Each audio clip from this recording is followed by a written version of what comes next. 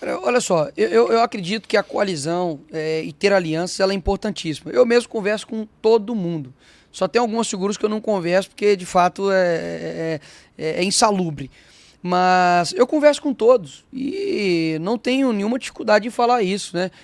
Se tiver ali na Câmara, ali, ter que conversar, por exemplo, com figuras da esquerda, como eu converso, né? A matéria-prima que eu tenho para trabalhar, né? É uma sala de aula gigantesca que eu não escolhi os alunos, né? Então eu converso com liderança do PT, com liderança do PCdoB.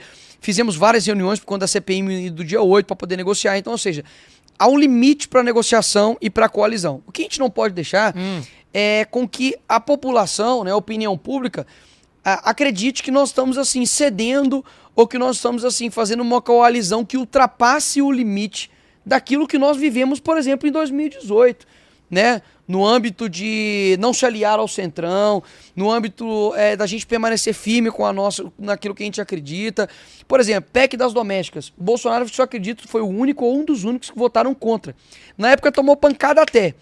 E foi o que as posições firmes dele levou ao fenômeno Bolsonaro. Ou seja, cara, o que esse cara fala é o que a gente tá querendo falar.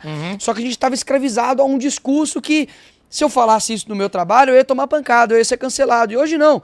Então eu acredito na essência da direita, que de fato seja uma direita combativa, corajosa, e que a gente consiga gerar esperanças nas pessoas. Mas você está propondo um meio termo, então, porque tem uma discussão grande hoje, inclusive até olhando a eleição das casas, né, presidência do Senado e da Câmara, se a direita deve, por exemplo, lançar um candidato próprio, 100% alinhado ali às pautas mais raiz da direita, ou se aliar com um candidato que tem mais chance, que foi o que acabou acontecendo, né? Já tem um consenso ali em torno do sucessor do Arthur Lira e também no Senado, no caso até o Alcolumbre.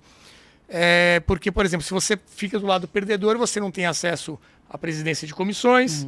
A gente hoje tem, no PL tem a CCJ, você está na Comissão de Educação. Por quê? Porque apoiou o Arthur Lira lá atrás.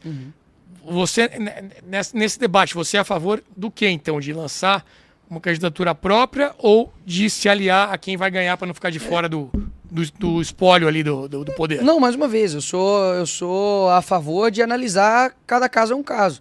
Como você tem, por exemplo, hoje, a questão da anistia, que é importantíssimo.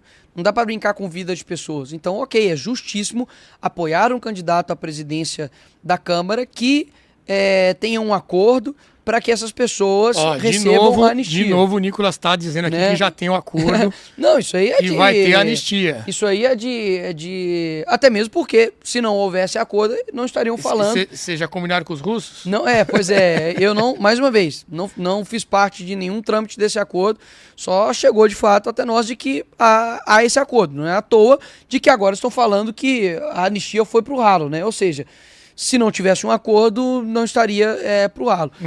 Ou seja, nesse caso, sim, de fato, foi o que eu disse. Nunca discordei de apoiar, por exemplo, o Hugo Mota, caso isso de fato seja cumprido. Porque eu quero que as pessoas estejam libertas. E eu não posso simplesmente ser, digamos assim, radical, não levar isso em consideração.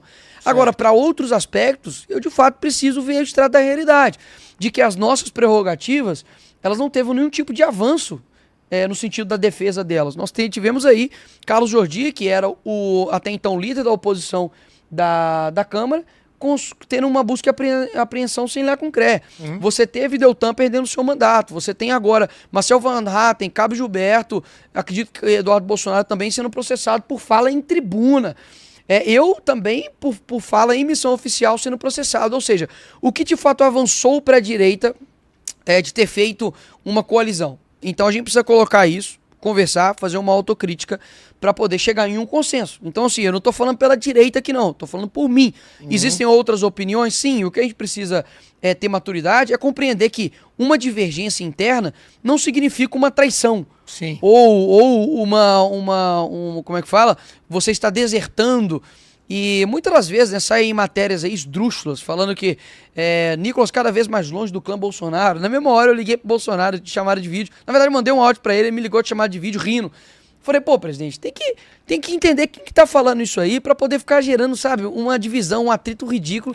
Tem que ter essa maturidade. O Salles a gente vê também envolvido muitas vezes de, tá vendo, agora tá um pra cada lado e tal. Enfim, vamos ver como uma coisa se acerta daqui pra frente.